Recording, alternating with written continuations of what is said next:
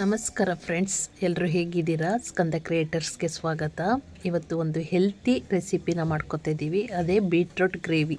Super gravy, ತುಂಬ ಒಳ್ಳೆ ಆರೋಗ್ಯಕರ ಗುಣವನ್ನು ಹೊಂದಿರುವಂಥ ಈ ಗ್ರೇವಿ. ನಿಮಗೆ ರಕ್ತ ಏನಾದರೂ ಕಡಿಮೆ ಆಗಿದ್ದರೆ, ತಲೆ ಸುತ್ತು ಬರ್ತಾ ಇದ್ದರೆ, ಡಾಕ್ಟ್ರು ಫಸ್ಟು ಹೇಳೋದು ಏನು ಅಂದರೆ ಬ್ಲಡ್ ಇಲ್ಲ, ಬೀಟ್ರೂಟ್ ಜ್ಯೂಸ್ ಕುಡೀರಿ, ಬೀಟ್ರೂಟ್ ಪಲ್ಯ ತಿನ್ನಿ, ಕ್ಯಾರೆಟ್ ಬೀಟ್ರೂಟ್ ತಿನ್ನಿ, ದಾಳಿಂಬೆ ತಿನ್ನಿ ಅಂತ ಹೇಳ್ತಾರಲ್ಲ, ಅದೇ ಬೀಟ್ರೂಟು. ಹಸಿ ಬೀಟ್ರೂಟ್ ತಿನ್ನೋದು, ಹಸಿ ಬೀಟ್ರೂಟ್ ಜ್ಯೂಸ್ ಕುಡಿಯೋದು, ಅದ್ರ ಬದಲು ಈ ಥರ ಗ್ರೇವಿ ಮಾಡಿಕೊಂಡು ದೋಸೆ, ಚಪಾತಿ, ರೊಟ್ಟಿ, ಅನ್ನ ಯಾವುದಕ್ಕಾದ್ರೂ ಸೈಡ್ ಡಿಶ್ ಆಗಿ ತಿಂದರೆ ಸೂಪರಾಗಿರುತ್ತೆ. ನೋಡಿ, ಈಗ ನಾನು ಬೀಟ್ರೂಟ್ ತಗೊಂಡು ಎಲ್ಲ ಮೇಲ್ಗಡೆ ಸಿಪ್ಪೆಲ್ಲ ಒರೆದು ಹೀಗೆ ನೀಟಾಗಿ ಸಣ್ಣಕ್ಕೆ ಕಟ್ ಮಾಡಿ ಇಟ್ಕೊತಾ ಇದ್ದೀನಿ. ನೋಡಿ, ತರಕಾರಿ ಹಚ್ಕೋತೀವಲ್ಲ ಆ ಥರ ಹಚ್ಕೊಂಡ್ರೆ ಇದನ್ನು ಒಂದು ಬಾಣಲಿಲಿ ಬೇಯಿಸ್ಕೊಂಡು ಅಥವಾ ಪಾತ್ರೆಯಲ್ಲೇ ಬೇಯಿಸಿ ಬೇಗ ಬೇಯುವಂಥ ತರಕಾರಿಗಳಿವು. ಆಲೂಗೆಡ್ಡೆ, ಕ್ಯಾರೆಟು, ಬೀಟ್ರೂಟು ಇದೆಲ್ಲ ತುಂಬ ಸಿಂಪಲ್ಲಾಗಿ ಬೇಗ ತಯಾರಾಗೋಂಥ ರೆಸಿಪಿಗಳು. ನೋಡಿ, ಹಾಗೆ ತಿನ್ಬೋದು, ತುಂಬ ರುಚಿಯಾಗಿರುತ್ತೆ. ಆದರೆ ಪಲ್ಯ ಮಾಡಿ ನೋಡಿ, ಈ ಥರ ಗ್ರೇವಿ ಮಾಡಿ ನೋಡಿ, ಸೂಪರಾಗಿರುತ್ತೆ. ತುಂಬ ಮೆಥಡ್ಗಳಲ್ಲಿ ಬೀಟ್ರೂಟ್ ಪಲ್ಯ ಮಾಡ್ಬೋದು. ಇದನ್ನು ತುರಿದ್ಬಿಟ್ಟು, ಕೊಬ್ಬರಿ ತುರಿ ಮನೇಲಿ ತುರಿದ್ಬಿಟ್ಟು ಡ್ರೈ ಪಲ್ಯ ಮಾಡ್ಬೋದು, ಮತ್ತು ಸಾಗು ಮಾಡ್ಬೋದು, ಸಾಂಬಾರು ಮಾಡ್ಬೋದು, ಜೊತೆಗೆ ಈ ಥರ ಗ್ರೇವಿ ಮಾಡ್ಬೋದು. ತುಂಬ ಮೆಥಡಲ್ಲಿ ಮಾಡ್ಕೊಂಡು ತಿನ್ಬೋದು. 2 ಬೀಟ್ರೂಟ್ ತೊಗೊಂಡೆ, ತುಂಬ ಆಯಿತು ನೋಡಿ, ಇಷ್ಟೊಂದಾಯಿತು. ಇದನ್ನು 3 ಟೈಮ್ ತಿನ್ಬೋದು, ಅಷ್ಟು ಗ್ರೇವಿ ಆಗುತ್ತೆ ಇದರಲ್ಲಿ. ತುಂಬ ಬೀಟ್ರೂಟ್ ಪೀಸ್ ಆಯಿತು ನೋಡಿ. 2 ಬೀಟ್ರೂಟ್ ತೊಗೊಂಡಿದ್ದಕ್ಕೆ ಇಷ್ಟೊಂದು ಪೀಸ್ ಆಯಿತು. ಈ ಥರ ಸಣ್ಣ ಪೀಸಾಗಿ ಕಟ್ ಮಾಡಿ ಇಟ್ಕೊಂಡ್ರೆ ಅನ್ನದ ಜೊತೆಗೆ, ಮುದ್ದೆ ಜೊತೆಗೆ, ಅನ್ನದ ಜೊತೆಗೆ ಸೈಡ್ ಡಿಶ್ ಆಗಿ ತಿನ್ಬೋದು. ನಾನಿಲ್ಲಿ ಕಡಲೆಬೇಳೆ ತಗೋತಾ ಇದ್ದೀನಿ. ಕಡಲೆಬೇಳೆ ಗ್ರೇವಿಗೆ ಕಡಲೆಬೇಳೆ ಮತ್ತು ಬೀಟ್ರೂಟು ಇದಕ್ಕೆ ಕಾಂಬಿನೇಷನ್ನು. ಅದ್ರ ಜೊತೆ ಕಡಲೆಬೇಳೆ ಹಾಕಿ ಮಾಡಿದ್ರೆ ಸೂಪರಾಗಿರುತ್ತೆ. ನೋಡಿ, ಸ್ವಲ್ಪ ಕಡಲೆಬೇಳೆ ತಗೊಂಡು ಒಂದು 4-5 ಸ್ಪೂನಷ್ಟು ಇದನ್ನು ನೀರಲ್ಲಿ ನೆನೆಸಿಡ್ತಾ ಇದ್ದೀನಿ. ಏನಿಲ್ಲ, ಬೀಟ್ರೂಟು ಕುಯ್ದು ಇಟ್ಕೊಂಡ್ಮೇಲೂ ಸ್ವಲ್ಪ ನೀರು ಹಾಕಿಟ್ರೆ ಸಾಕು. ಅಡುಗೆ ಮಾಡೋಷ್ಟರಲ್ಲಿ ಅಥವಾ ಈ ಬೀಟ್ರೂಟ್ನ ಗ್ರೇವಿ ಮಾಡೋ ಒಗ್ಗರಣೆ ಹಾಕೋ ಅಷ್ಟರಲ್ಲಿ ಚೆನ್ನಾಗಿ ನೆಂದಿರುತ್ತೆ. ಒಂದು 10 ನಿಮಿಷ ಸಾಕು. ಈಗ ಈ ಅದ್ಭುತವಾದ ಗ್ರೇವಿ ಮಾಡೋಕ್ಕೆ ಏನೇನು ಐಟಮ್ ಬೇಕು ಅಂತ ನೋಡೋಣ ಬನ್ನಿ. ಮೊದಲಿಗೆ ನಾನಿಲ್ಲಿ ನೋಡಿ ಇಷ್ಟು ಐಟಮ್ ತೊಗೊಂಡಿದ್ದೀನಿ. ಇವುಗಳನ್ನ ಹುರ್ಕೊಂಡು ರುಬ್ಬಬೇಕು. ಮಸಾಲೆ ರುಬ್ಬಕ್ಕೆ 3 ಮೀಡಿಯಮ್ ಗಾತ್ರದ ಈರುಳ್ಳಿ ತಗೊಂಡಿದ್ದೀನಿ, 3-4 ಸ್ಪೂನಷ್ಟು ಕಾಯಿ ತುರಿ ತಗೊಂಡಿದ್ದೀನಿ, 1-2 ಸ್ಪೂನಷ್ಟು ಕಡಲೆ ತಗೊಂಡಿದ್ದೀನಿ, ಒಂದೇ 1 ಪೀಸ್ ಚಕ್ಕೆ, 1 ಏಲಕ್ಕಿ ಕಾಯಿ, 4 ಲವಂಗ, ನೋಡಿ 4 ಹಸಿಮೆಣ್ಸಿನ್ಕಾಯಿ ತಗೊಂಡಿದ್ದೀನಿ. ಗ್ರೀನ್ ಚಿಲ್ಲಿ ಬಳಸಿದ್ರೆ ಚೆನ್ನಾಗಿರುತ್ತೆ. ಇಲ್ಲಿ ನೋಡಿ 2 ಪೀಸು 1 ಇಂಚಷ್ಟು ಶುಂಠಿ. ಇಲ್ಲಿ ನೋಡಿ ಬೆಳ್ಳುಳ್ಳಿನ ಈಗ ಸಿಪ್ಪೆ ಬಿಡಿಸಿಟ್ಕೊಂಡಿದ್ದೀನಿ. 1 ಗೆಂಡೆ ಬೆಳ್ಳುಳ್ಳಿ ಅಥವಾ ಒಂದು 10-15 ಎಸಳು ಬೆಳ್ಳುಳ್ಳಿ, ಚೂರು ಕೊತ್ತಂಬರಿ ಸೊಪ್ಪು, ಒಂದೇ 1 ಟೊಮೊಟೊ ತೊಗೊಂಡಿದ್ದೀನಿ. ಇಲ್ಲಿ 3 ಜನಕ್ಕಾಗಷ್ಟು ನಾನು ಇಲ್ಲಿ ಗ್ರೇವಿ ಮಾಡ್ಕೊತಿದ್ದೀನಿ. ಅದಕ್ಕೆ ಇಷ್ಟು ಐಟಮ್ ತೊಗೊಂಡಿದ್ದೀನಿ. ನೀವು ಮನೇಲಿ ಜಾಸ್ತಿ ಜನ ಇದ್ದರೆ ಇದನ್ನೇ ಐಟಮ್ಸ್ಗಳೆಲ್ಲ ಹೆಚ್ಚಿಸ್ಕೊಂಡು ಗ್ರೇವಿ ಮಾಡ್ಕೊಳ್ಳಿ. ನೋಡಿ, ಗ್ರೀನ್ ಚಿಲ್ಲಿ ತೊಗೋಬೋದು ಅಥವಾ chilli powder, red chilli powder ಇದ್ರೂ ಯೂಸ್ ಮಾಡಿಕೊಂಡು ಈ ಗ್ರೇವಿ ಮಾಡ್ಬೋದು. ತುಂಬ ಚೆನ್ನಾಗಿರುತ್ತೆ. ನೀವು ಹೆಚ್ಚೆಚ್ಚು ತೊಗೊಂಡು ಜಾಸ್ತಿನೂ ಕೂಡ ಮಾಡ್ಕೊಬೋದು. ನೋಡಿ, ಫಸ್ಟಿಗೆ ನಾನೀಗ ಒಂದು ಬಾಣಲಿ ಇಟ್ಕೊತಾ ಇದ್ದೀನಿ. ಈ ಬಾಣಲಿಲಿ ಮೊದಲು ಇದನ್ನೆಲ್ಲ ಹುರ್ಕೋಬೇಕು, ಹಸಿ ವಾಸನೆ ಹೋಗೋ ಥರ. ಈ ಮಸಾಲೆ ಎಲ್ಲ ಹುರ್ಕೊಂಡು ರುಬ್ಬಿದ್ರೆ ಅದ್ರ ಟೇಸ್ಟೇ ಬೇರೆ. ಒಂದು ಸಲ ಈ ಥರ ಮಾಡಿ ನೋಡಿ, ಸೂಪರಾಗಿರುತ್ತೆ. ಮೊದಲು ಒಂದು 3 ಸ್ಪೂನಷ್ಟು ಎಣ್ಣೆ ಹಾಕ್ಕೋತಾ ಇದ್ದೀನಿ. ಬಾಣಲಿಕ್ಕೆ ಆದಮೇಲೆ ಒಂದು 3 ಸ್ಪೂನಷ್ಟು ಎಣ್ಣೆ ಹಾಕ್ಕೊಂಡು ನೋಡಿ, ಕಡಿಮೆ ಉರಿ ಇಟ್ಕೋಬೇಕು, ಮ್ಯೂಟಲ್ಲಿ ಇಟ್ಕೊಂಡು.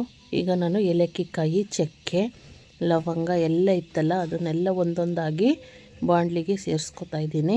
ಇದನ್ನು ಸಣ್ಣ ಉರಿಲಿ ನಾವು ಹುರ್ಕೋತಾ ಬರಬೇಕು. ಸ್ವಲ್ಪ ಇದೆಲ್ಲ ಎಣ್ಣೆಲಿ ರೋಸ್ಟ್ ಆದಮೇಲೆ ರುಬ್ಬಿದ್ರೆ ಸೂಪರಾಗಿರುತ್ತೆ. ನೋಡಿ, ಬೆಳ್ಳುಳ್ಳಿ, ಶುಂಠಿ, ಚಕ್ಕೆ, ಲವಂಗ, ನಾವೇನೇನು ಐಟಮ್ ತಗೊಂಡಿದ್ದೋ ಅಲ್ಲಿ ನಾವು ಕಡಲೆ ಒಂದು ಹುರಿಯೋದೇನು ಬೇಡ, ಮಿಕ್ಕಿದ ಐಟಮ್ಸ್ ಎಲ್ಲ ಹುರ್ಕೋತಾ ಬರಬೇಕು. ಈಗ ಗ್ರೀನ್ ಚಿಲ್ಲಿ ತೊಗೊಂಡಿದ್ವಲ್ಲ ಅದನ್ನು ಹಾಕಿ ಹುರಿತಾ ಬಂದಿದ್ದೀವಿ. ನೋಡಿ, ಇದು ಹುರಿದು ಮಾಡಿದ್ರಂತೂ ತುಂಬ ಚೆನ್ನಾಗಿರುತ್ತೆ. ಕೆಲವರು ಹಸಿ ಮಸಾಲೆನೇ ರುಬ್ಬಿ ಗ್ರೇವಿ ಒಳಗೆ ಸೇರಿಸ್ತಾರೆ ಎಲ್ಲ. ಇದು ಒಂದು ಸಲ ಟ್ರೈ ಮಾಡಿ, ಸೂಪರಾಗಿರುತ್ತೆ. ಅಂದರೆ ಹಸಿ ಸ್ಮೆಲ್ಲು ಬರೋಲ್ಲ. ಇದೊಂಥರ ಏಲಕ್ಕಿ ಎಲ್ಲ ಸ್ಪೈಸಸ್ ಹಾಕಿರ್ತೀವಲ್ಲ, ಅದ್ರ ಟೇಸ್ಟೇ ಬೇರೆ ಇರುತ್ತೆ. ನೋಡಿಲಿ, 3 ಈರುಳ್ಳಿ ಇರುತ್ತಲ್ಲ ಅದನ್ನು ಹೀಗೆ ಹಚ್ಕೊಂಡು ಸಣ್ಣ ಪೀಸಾಗಿ ಹಚ್ಕೊಂಡು ನಾನು ಹುರ್ಕೋತಾ ಇದ್ದೀನಿ ಗ್ರೇವಿ ಜೊತೆಗೆ. ಬಾಣಲಿಲಿ ಮತ್ತು 3 ಸ್ಪೂನ್ ಎಣ್ಣೆ ಹಾಕಿದೆ. ಇದೆಲ್ಲ ಹಾಕಿ ಡ್ರೈ ಆಗೋವರೆಗೆ ಹುರ್ಕೋಬೇಕು. ಈರುಳ್ಳಿ ನೆಕ್ಸ್ಟು ನಾವು ಈ ಬಾಣಲಿಗೆ ಒಂದು ಟೊಮೊಟೊ ತೊಗೊಂಡಿದ್ವಲ್ಲ, ಟೊಮೊಟೊನ ಹಚ್ಚಿ ಸೇರಿಸ್ಕೊತಾ ಇದ್ದೀನಿ. ಟೊಮೊಟೊನ ಸ್ವಲ್ಪ ಹಸಿ ವಾಸನೆ ಹೋಗೋವರೆಗೆ ಹುರ್ಕೋಬೇಕು. ಕೆಲವರು ಟೊಮೊಟೊನ ಒಗ್ಗರಣೆಗೆ ಹಾಕೋತಾರೆ ಅಥವಾ ಟೊಮೊಟೊನೇ ಯೂಸ್ ಮಾಡಲ್ಲ. ಆದರೆ ಇದಕ್ಕೆ ಒಂದೇ ಒಂದು ಟೊಮೊಟೊ, ಹುಳಿ ಟೊಮೊಟೊನೋ ಅಥವಾ ಜಾಮೂನ್ ಟೊಮೊಟೊ ಇದ್ದರೆ 2 ಟೊಮೊಟೊ ಈ ಥರ ರುಬ್ಬಕ್ಕೆ ಯೂಸ್ ಮಾಡಿ ನೋಡಿ, ಸೂಪರಾಗಿರುತ್ತೆ. ನೋಡಿ ಇಲ್ಲಿ 4-5 ಸ್ಪೂನು ಕಾಯಿ ತುರಿ ತೊಗೊಂಡಿದ್ನಲ್ಲ, ನಿಮ್ಮ ಕೊಬ್ಬರಿ ತುರಿನೂ ಕೂಡ ತೊಗೋಬೋದು, ಅದನ್ನು ಹಾಕೋತಾ ಇದ್ದೀನಿ. ಮತ್ತು ಉಳಿದಿದ್ದು ಲಾಸ್ಟಲ್ಲಿ ಕೊತ್ತಂಬರಿ ಸೊಪ್ಪು ಇಷ್ಟೂ ಹಾಕ್ಕೊಂಡು ಚೆನ್ನಾಗಿ ಹುರ್ಕೊಂಡೆ. ಒಂದು 5-6 ನಿಮಿಷ ಹುರಿದಾದ್ಮೇಲೆ ಆಫ್ ಮಾಡಿ. ನೋಡಿ ಕಡಲೆ ಮಾತ್ರ ಉಳಿಸ್ಕೊಂಡಿದ್ದೀನಿ, ಅದನ್ನು ಹಾಕಿ ರುಬ್ಬಬೇಕು. ಇದು ಅರ್ಧ ಈರುಳ್ಳಿ, 3 ಈರುಳ್ಳಿ ತಗೊಂಡಿದ್ನಲ್ಲ ಅದರಲ್ಲಿ ಅರ್ಧ ಈರುಳ್ಳಿ ಉಳಿಸ್ಕೊಂಡು ಈ ಥರ ಕಟ್ ಮಾಡಿ ಇಟ್ಕೊಂಡಿದ್ದೀನಿ ಒಗ್ಗರಣೆಗಾಗುತ್ತೆ ಅಂತ. ಅಥವಾ ನೀವು ಬೇರೆ ಸಪ್ರೇಟ್ ಒಂದು ಈರುಳ್ಳಿ ತಗೊಂಡು ಕಟ್ ಮಾಡಿಕೊಂಡು ಚಿಕ್ಕದು ಒಗ್ಗರಣೆಗೆ ಹಾಕೋಬೋದು, ಚೆನ್ನಾಗಿರುತ್ತೆ. ನೋಡಿ ಈಗ ಒಂದು ಬಾಣಲಿ, ಅದೇ ಬಾಣಲಿ ಇಟ್ಕೊಂಡು ಇದಕ್ಕೆ ಒಂದು 3 ಸ್ಪೂನ್ ಎಣ್ಣೆ ಹಾಕೋತಾ ಇದ್ದೀನಿ. ಮಸಾಲೆ ಹುರಿದಾಯಿತು. ಇವಾಗ ಗ್ರೇವಿ ಹೇಗೆ ಮಾಡೋದು ನೋಡೋಣ. ಎಣ್ಣೆ ಹಾಕ್ಕೊಂಡು ಎಣ್ಣೆ ಕಾದ್ಮೇಲೆ ಅರ್ಧ ಈರುಳ್ಳಿ ಹಚ್ಚಿಟ್ಕೊಂಡಿದ್ನಲ್ಲ, ಮೊಟ್ಟೆಗೆ ಹಚ್ಚಿಡ್ತೀವಲ್ಲ ಆ ಥರ ಹಚ್ಚಿಟ್ಟಿದೆ. ನೋಡಿ ಈ ಥರ ಒಗ್ಗರಣೆಗೆ ಹಾಕೋತಾ ಇದ್ದೀನಿ ಈರುಳ್ಳಿನ. ಇದನ್ನು ಸ್ವಲ್ಪ ರೋಸ್ಟ್ ಆಗೋ ಥರ ಹುರ್ಕೋಬೇಕು. ಈರುಳ್ಳಿ ಬ್ರೌನ್ ಕಲರ್ ಬರೋ ತನಕ ಹುರಿದ್ಬಿಟ್ಟು ನೆಕ್ಸ್ಟ್ ಇದಕ್ಕೆ ಕಡಲೆಬೇಳೆ ನೆನೆಸಿಟ್ಟಿದ್ವಲ್ಲ ಅದನ್ನು ಹಾಕೋತಾ ಇದ್ದೀನಿ ಒಗ್ಗರಣೆಗೆ. ಇವಾಗ ಕಡಲೆಬೇಳೆನ ಆ್ಯಡ್ ಮಾಡಿಕೊಂಡೆ. ಇದನ್ನು ಸ್ವಲ್ಪ ಹುರ್ಕೋಬೇಕು. ಇದು ಹುರಿದ ನಂತರ ಇನ್ನೇನಿರಲ್ಲ. ನೆಕ್ಸ್ಟು ನೋಡಿ ಬೀಟ್ರೋಟ್ನ ಸೇರಿಸ್ಕೊತಾ ಇದ್ದೀನಿ. ಇಟ್ಕೊಂಡಿದ್ವಲ್ಲ ಆವಾಗಲೇ ನೀಟಾಗಿ ತೊಳೆದು ಇಟ್ಕೊಂಡಿರೋಂಥ ಬೀಟ್ರೋಟ್ನ ಇವಾಗ ನಾನು ಬಾಣಲಿಗೆ ಸೇರಿಸ್ಕೊತಾ ಇದ್ದೀನಿ. ಇದನ್ನು ಚೆನ್ನಾಗಿ ಹುರ್ಕೋಬೇಕು. ಈ ಬೀಟ್ರೋಟು ಎಂತೆಂಥ ಕಾಯಿಲೆಗೆ ರಾಮಬಾಣ ಗೊತ್ತಾ, ತುಂಬ ಒಳ್ಳೆಯ ರೆಮಿಡಿ ಇದು. ಏನು ಗೊತ್ತಾ, ನೀವು ತರಕಾರಿಗಳಲ್ಲಿ ಹೆಚ್ಚು ಬೀಟ್ರೋಟ್ನ ಯೂಸ್ ಮಾಡಿ. ಯಾಕಂದರೆ ರಕ್ತಹೀನತೆ ಇದ್ದರೆ ಮತ್ತು ಅನಿಮಿಯಾ ಅನ್ನೋ ಕಾಯಿಲೆ ಇದ್ದರೆ ಎಲ್ಲದಕ್ಕೂ ಒಳ್ಳೆಯದು. ನೋಡಿ ಸ್ವಲ್ಪ ಉಪ್ಪನ್ನ ಸೇರಿಸ್ಕೊತಾ ಇದ್ದೀನಿ. ಬೀಟ್ರೋಟು ಸ್ವಲ್ಪ ಉಪ್ಪು ಮತ್ತು ಅರಿಶಿಣದಲ್ಲಿ ಹುರಿದ್ರೆ ತುಂಬ ಟೇಸ್ಟಿಯಾಗಿರುತ್ತೆ ಮತ್ತು ಹಸಿ ವಾಸನೆ ಇದ್ರೂ ಹೋಗುತ್ತೆ. ಅರಿಶಿಣದಲ್ಲಿ ಆ್ಯಂಟಿಬಯೋಟಿಕ್ ಇರುತ್ತೆ. ನಾವು ಅಡಿಗೆಗೆ ಯೂಸ್ ಮಾಡೋವಂಥ ಪ್ರತಿಯೊಂದು ಪದಾರ್ಥದಲ್ಲೂ ಒಂದೊಂದು ಔಷಧಿ ಗುಣಗಳಿರ್ತದೆ ಫ್ರೆಂಡ್ಸ್. ನೋಡಿ ಈಗಾಗಲೇ ಹುರಿದು ರುಬ್ಬಿಟ್ಟಿರೋಂಥ ಮಸಾಲೆನ ಬಾಣಲಿಗೆ ಸೇರಿಸ್ಕೊತಾ ಇದ್ದೀನಿ. ಈ ಬೀಟ್ರೋಟ್ಗೆ ಈ ಮಸಾಲೆ ಹಾಕಿದ್ಮೇಲಂತೂ ಸೂಪರ್ ವಾಸನೆ ಬರ್ತಿದೆ, ಒಳ್ಳೆ ಪರಿಮಳ ಬರ್ತಾಯಿದೆ. ನೋಡಿ ಹೀಗೆ ಮಸಾಲೆನ ಸ್ವಲ್ಪ ಹೊತ್ತು ಹೀಗೆ ಹುರ್ಕೋತಾ ಬರಬೇಕು. ನೆಕ್ಸ್ಟು ಅದೇ ಮಿಕ್ಸಿ ಜಾರಲ್ಲಿರೋವಂಥ ನೀರನ್ನೆಲ್ಲ ತೊಳೆದು ಈ ಗ್ರೇವಿಗೆ ಸೇರಿಸ್ಕೊತಾ ಬರಬೇಕು. ನಮಗೆ ಎಷ್ಟು ಗಟ್ಟಿ ಬೇಕು ಗ್ರೇವಿ, ಎಷ್ಟು ಮಂದಕ್ಕೆ ಬೇಕು ಅದನ್ನು ನೋಡಿಕೊಂಡು ನಾವು ಇಲ್ಲಿ ನೀರನ್ನು ಹೆಚ್ಚಿಸ್ಕೋಬೇಕು.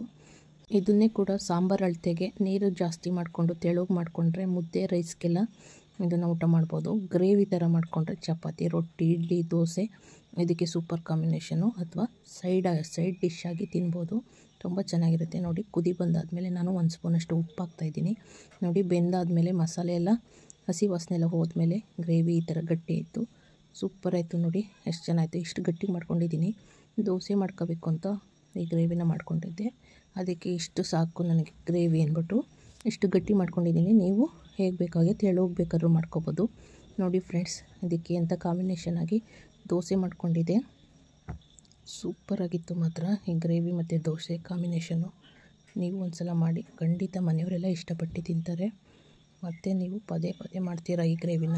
ನೋಡಿ ಈ ಬೀಟ್ರೋಟ್ ಗ್ರೇವಿಗೆ ನಾನಿವತ್ತು ದೋಸೆ ಮಾಡ್ಕೊಂಡಿದ್ದೆ, ಮತ್ತು ಚಪಾತಿಗೂ ತುಂಬ ಚೆನ್ನಾಗುತ್ತೆ, ಇಡ್ಲಿಗೂ ಕೂಡ ತಿಂತಾರೆ. ದೋಸೆ, ಚಪಾತಿ, ರೊಟ್ಟಿ, ಇಡ್ಲಿ ಯಾವುದಕ್ಕಾದರೂ ಆಗ್ಬೋದು. ಮತ್ತು ಮುದ್ದೆ ಅಥವಾ ರೈಸು ಯಾವುದಕ್ಕೂ ಕೂಡ ತಿನ್ಬೋದು. ನೋಡಿ ತುಂಬ ಚೆನ್ನಾಗಿದೆ. 2 ಕಡೆ ಹಾಕ್ಕೊಟ್ಟಿದ್ದೀನಿ, ಇನ್ನೂ ಬೇಕು ಅಂತಿದ್ದಾರೆ, ಅಷ್ಟು ರುಚಿಯಾಗಿದೆ. ನಾನು ಮಾಡಿರೋ ಈ ಬೀಟ್ರೋಟ್ ಗ್ರೇವಿ ರೆಸಿಪಿ ನಿಮಗೆ ಇಷ್ಟ ಆಗಿದರೆ ಫ್ರೆಂಡ್ಸ್ ಸಪೋರ್ಟ್ ಮಾಡಿ, ಲೈಕ್ ಮಾಡಿ, ಕಮೆಂಟ್ ಮಾಡಿ.